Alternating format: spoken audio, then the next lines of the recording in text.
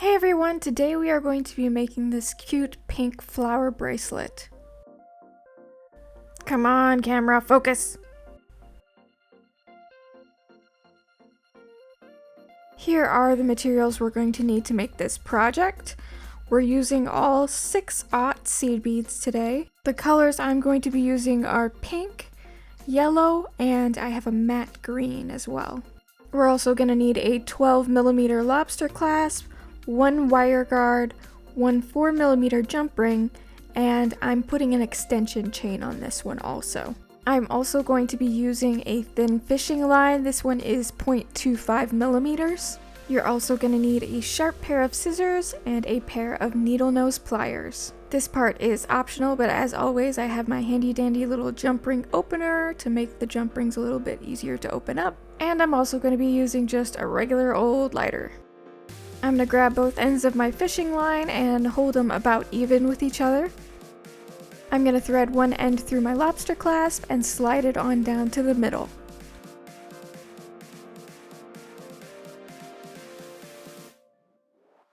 I'm going to pick up one pink bead and thread it onto one of my ends. And I'm going to thread the other end through that same bead going in the opposite direction. So your threads are crisscrossing through that bead.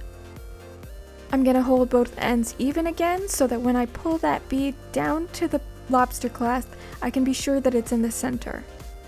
And as I'm working on this bracelet, I want to make sure that the lobster clasp lever is pointing away from me so that I know that I'm working on the same side.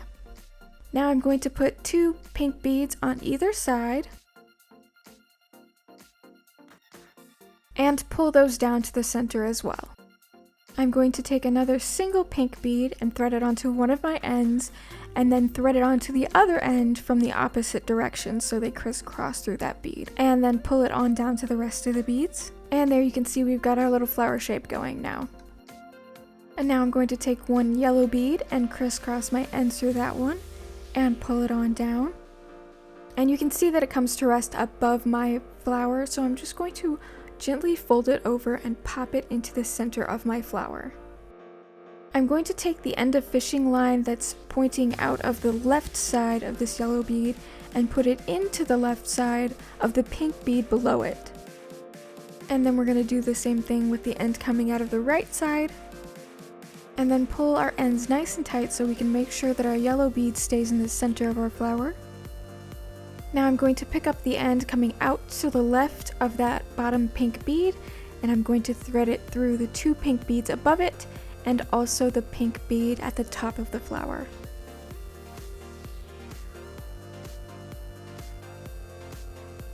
And then I'm going to do the same thing on the right side.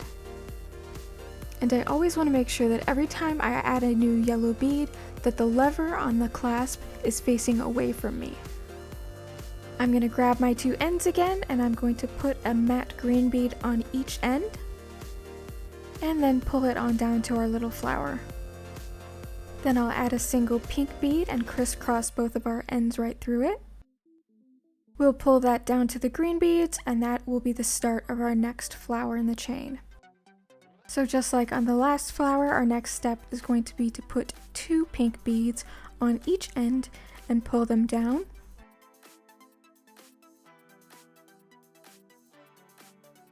Then we're going to add a single pink bead and crisscross both ends through it. So there are the petals for our second flower. Now we're going to pick up a single yellow bead and crisscross both ends through that.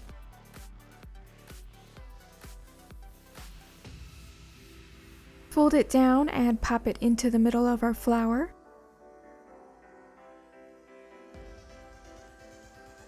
We're going to crisscross both ends through the pink bead below it.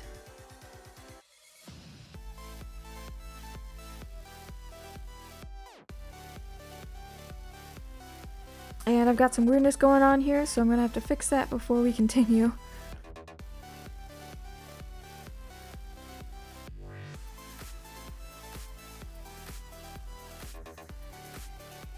There we go. And then work each end back up through the petals to the top of the flower.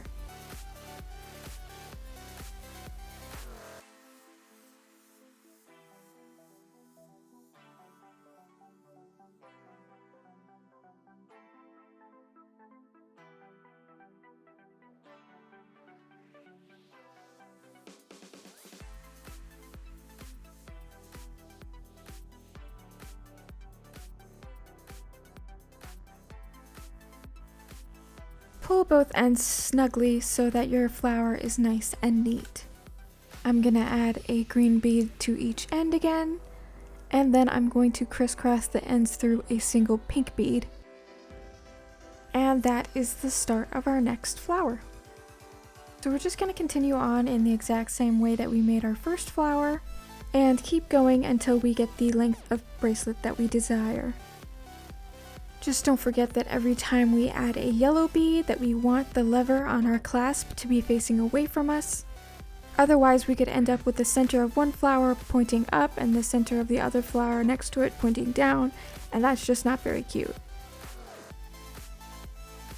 And now that I have the bracelet the length that I would like it to be, I'm going to go ahead and add my wire guard.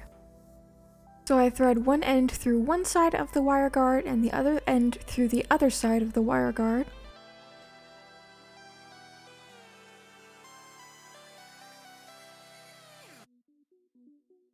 And then I'm just going to tie a simple overhand knot at the top of the wire guard. I'm going to triple knot my ends so that I know they ain't going nowhere.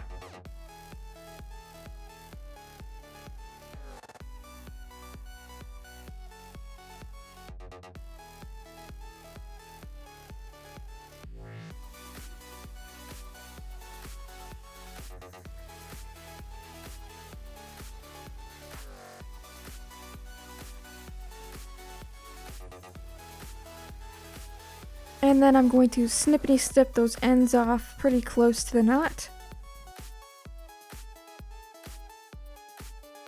And then I'm going to take my lighter and melt the knot just a little tiny bit.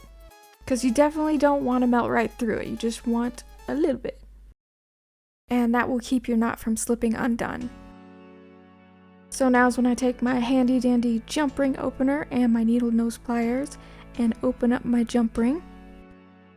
And then I'm going to slide my wire guard right on there. And I'm going to put my 1-inch extension chain on there too before I close the jump ring back up.